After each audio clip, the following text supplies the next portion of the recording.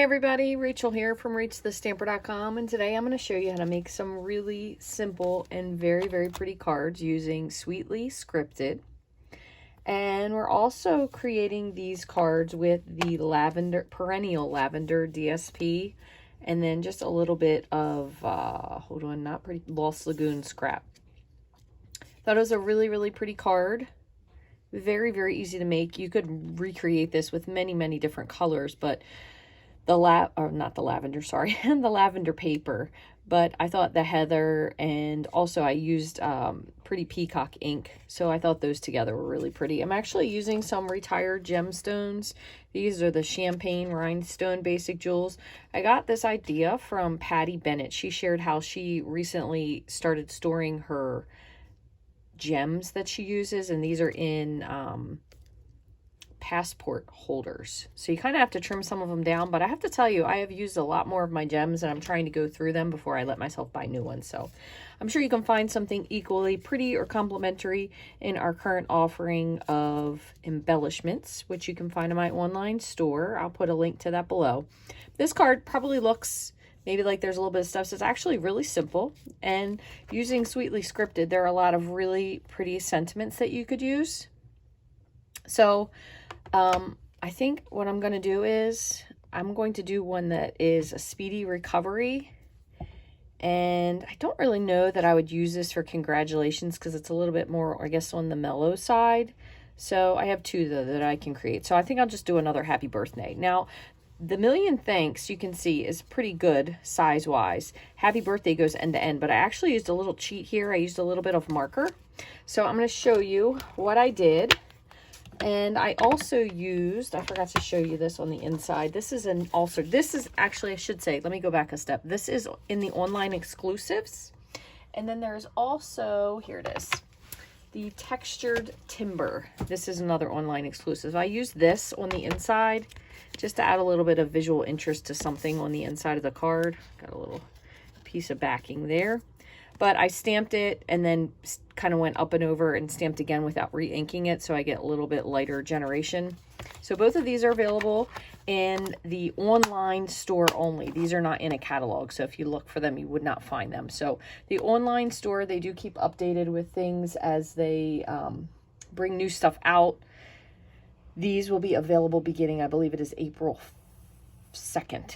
Pretty sure that's the day, April 2nd. So without further delay, let me show you this card. It's really easy. So I just took some scraps, and honestly, these scraps are even two different sizes. Does it really matter? Probably not so much. If you want to trim them and you really want to be a stickler about it, you certainly could. But we have a piece of Highland Heather, 4 1/4 by 11, scored at 5 1/2. We have a piece of thick white, 4 by 5 1/4. There's another piece of thick white for the inside, 4 by 5 1/4. And then the scraps are just 1/2-inch scraps. They are 5 1/2. I think they are 5 1/2. And you're just going to trim them off. So pretty simple to do.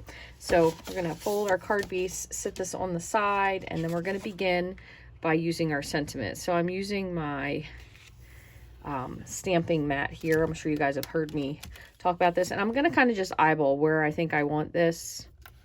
That way I can stamp my sentiment inside. You want to make sure your paper is going the correct direction. That's probably the only important part. But this is a sticky mat from, oh goodness, I can never remember the name of it. It's not Stampin' Up.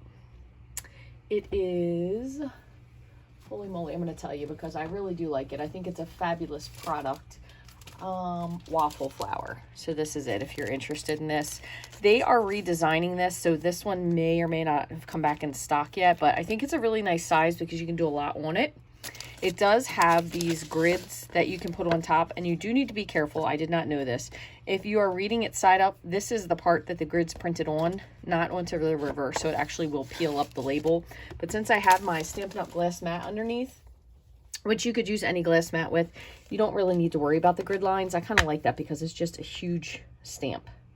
So I'm going to go with Speedy Recovery, and you can see that one does fit almost end to end, and I'm kind of just trying to center it for the most part in the middle. So I'm going to grab a large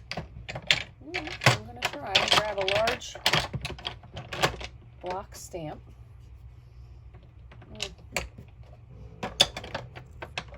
Sorry, I just cleaned these out the other day, and apparently I didn't put them where they should have been. So this one is a little bit undersized, but we're going to make it work. And we're going to just ink this with Pretty Peacock.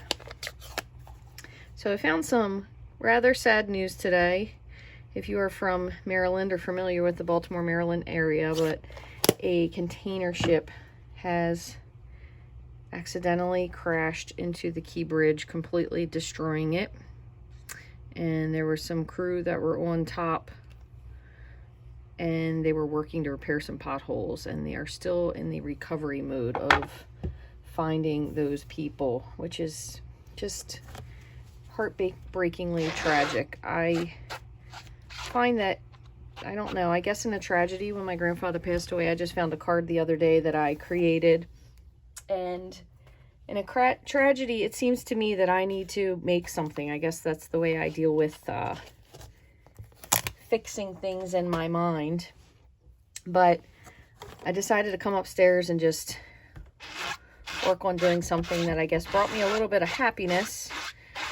So this probably isn't I guess the best time to make a card, but you know, when things happen, I guess we do what we can to make our brains a little bit distracted for a moment. But my prayers do go out to the families. It is absolutely so devastating. I can't even imagine what everyone must be feeling. It's just so terrifically heartbreaking. I grew up literally probably 2 miles from this bridge my entire life. I grew up in Dundalk, which is not very far from where the Key Bridge is. The Francis Scott Key Bridge, as it is actually fully called, was named after Francis Scott Key because it is said that he penned the Star-Spangled Banner not far from the location of where the bridge ended up being built, which is very close to Fort McHenry, which was where he did write this Star-Spangled Banner. So it really is just a devastating thing to me. It really breaks my heart. Just to go back to this for a moment, what I do is I usually line these pieces up kind of with the grid. That way I can make sure that they are square and straight, I guess you could say, as best as possible. Of course, I picked a glue stick that was a little bit clogged today, but I'm just doing my best, and then I will trim off these little edges prior to putting it there. But then the other thing that I did, so with my little pieces, so these again could kind of go in wherever you want. Let me see if this is really that noticeable, if I need to get a little slimmer one. I guess it's a little heavy. I probably could switch the top to the bottom, but let me see. I have another, maybe one of these is thinner and one of these is wider. Yeah, we'll swap this. So I have two of them, just a little flip-flopped. So since I have my other thin piece, now what I will do is I'm going to kind of line this up, just lifting the whole thing up, and I line the bottom of this up with the top line so I can kind of go down just a slight bit. So I'll line this up maybe where this meets here approximately, and then about the same on this one. So I'm just going to do one at a time. I may adjust the bottom one, but very sad. The other, I did share a post on my Facebook page as well, because when my mom and then subsequently my grandfather was 100 and a half, in case you don't remember. I used to speak to him very often. He is still very near and dear in my heart, as long as he's been gone, which is approaching as well. Really, really sad. But I used to go down there because my mom had cancer, and there was a lot of time when I would go and sit with her, and she kind of slept really through the end of it, which is very sad. But and I guess everyone deals with these things in their own way, so she kind of slept her way through until she passed. So after I would go visit her, sometimes I would just go down and sit and look at the bridge and think about, I guess, just life in general. It just gave you a different perspective, just seeing people going on with their day when you were having a hard time. And I'm just going to trim these off. And it brought me a lot of peace. And I used to go down there and just take a lot of pictures, just of the sunset, because that would always be the time I'd end up being down there. And same with my grandfather, just to get, sometimes I would take him down there too. We would just go for a ride and drive when he was still able to. He loved going down there because he did work at the Sparrows Point Steel Mill, which was formerly called Bethlehem Steel, for a very large portion of his life. His youth, I should say, not his life, because he was not there when he was an adult, which was a little disappointing to him. I think as soon as he turned 18, he was working there underage. He was not there any longer, but that's okay. He moved on, and he was a self-made man. He made his own mark on the world in many, many ways, and many people as well. So there you go. This is the card. Pretty simple. I'm going to do the inside, though. So the other thing I want to do is I just want to hit this with my bone folder just to crease it a little bit. Okay, so I'm going to set that over here for a minute, and then we're just going to do the inside panel. But he was a very, very talented man, and we would go down there and he would tell me stories about how, you know, they did tin sorting, him and my grandmother. They did tin sorting and just the different things that they did as part of their life, always kind of living extremely close to the steel mill and really being very close to the bridge as well. I mean, it was the major route out from Edgemere, Sparrows Point, to lots of other places. It was the last part. I'm just going to stamp and then move up and over and stamp off. And then the same down here. I'll just turn it a little. It was the last portion of 695, which is the Baltimore Beltway. It goes all the way around Baltimore. That was built. That finally created the closed end of the loop. So this is going to just be a tragedy for so many people. I know there are people that are still waiting for their family. Probably there were some construction workers that were on the bridge at the time that it happened. They were able to call a mayday to stop traffic from coming over. So that definitely, I'm sure, saved lives. And also, unfortunately, this happened at 1:30 in the morning. It could have been far worse with the amount of people that could have been on this bridge, because it is a major thoroughfare. And, you know, being that it is spring break for most people in Maryland, unless you're in Catholic school, there was probably significantly less people that could have been on that bridge. It could have been so much more tragic. But I'm just thinking about the bridge and, again, trying to make a little positivity, I suppose, in my own mind in this day. So I'm going to just grab a couple of these, just little gems. You could use the little ones or the big ones. I'm going to use my jewel picker and just pop off a couple of these.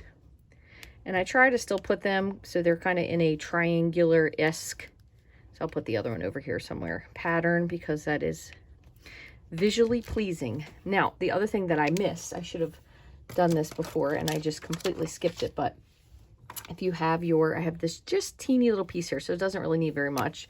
So I'm going to use my fine tip end of my marker and just very lightly just bring it out just like that. So probably, do you need to do that? No, but I kind of just figured that I would. So this is a really, really simple card to create. It's very pretty. I really love this paper. I think it is one of the prettiest papers that we currently have. It is going to be retiring, but one of the prettiest papers, just because its simplicity is really, really beautiful. It has lots of different patterns. This is probably one of the quieter, more calming patterns, which probably why these are really great for birthday or recovery from surgery, or if you were just sick or whatever the case may be. But I hope you'll give these a look before they retire. You can find a lot of items that are going to be going on sale starting on April the 9th while supplies last, but there are some items that are already gone. The vellum is being discontinued. Thick Very Vanilla cardstock is already sold out, which it wasn't really a big seller. I know people are very passionate about Thick Very Vanilla. I very rarely used it, if at all, so I don't really think it was a very good seller, so they had to move on to some other things that would be probably using more positive space in the catalog, let's say. Also, just in case you haven't already, these in colors are going to be retiring, so I figure I'll just take just a minute. I know that the re-inker for one of these, I believe it was Parakeet Party, is already sold out, so if you wanted to get any of these ink pads, if you wanted to get the ink refills, minus that one. Maybe the markers, paper, if you want to get it. All of this stuff will not be carrying over. We will have 5 brand new in colors, which I'm sure you've seen in various places across the interwebs. I really am excited. Pretty in Pink is returning, but I really like the Summer Splash, which looks to me like a cross between Pool Party and Coastal Cabana, so I'm really excited about that. Shy Shamrock is another one that's very pretty. We do have a oh, I can't remember what it's called, but it's like an orangish peach pie. That's it. I'm hoping, because I'm hoping it's somewhere in between these two lovely ladies that are no longer, Pale Papaya and Grapefruit Grove. I love both of these. I still have them, that's why. And then my other tried and true is Mango Melody. So hopefully that will fall somewhere in the orange, yellowish orange category. Peach pie, we will see. I'm trying to think if we've had a peach recently. Aside from that, I know we had Crisp Cantaloupe, but that has since retired. The Shy Shamrock, I think, is significantly lighter than Call Me Clover, so I'm interested to see what that looks like as well. So, and thank you so very much for joining me today. If you haven't already, I would love for you to give me a thumbs up here, subscribe, share this with a friend, hug a loved one. Take everything that you have and just know that you are right where you're supposed to be at this time, and be grateful for what you have, for your friends, for your family, for everything. Thank you so very much for watching today. I hope you have a wonderful rest of your day.